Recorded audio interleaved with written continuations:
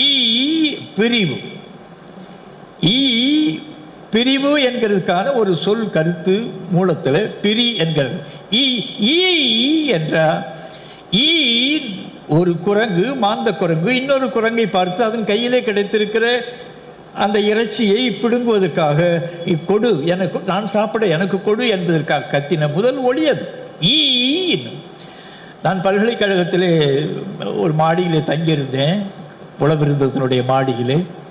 அப்பொழுது என்னை பார்ப்பதற்காக ஒரு குரங்கு காலையில் 6 மணிக்கு வரும். ஒரு பை, ஒரு பக்கத்திலே ஒரு கை இருக்காது, வலக்கை மட்டும் இருக்கும். அந்த குரங்கு என்னோடு பேசும். அங்கே வந்து பாம்பு, கீரி, வகை வகையான பாம்புகள், எனக்கு பாம்பினுடைய மனம் கூட எனக்கு வேறுபாடுகள் தெரியும்.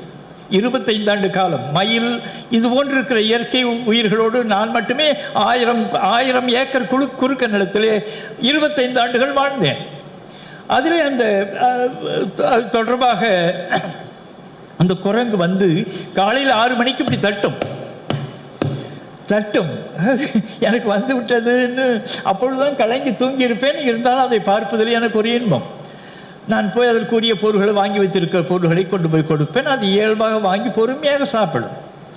ஆனால் அதுக்கு முந்தி நான் வந்ததும் கொஞ்சம் கொடுக்காமல் பேசாமல் இருந்தால் ஈ இன்னும் ஒரு ஒளி போடும்.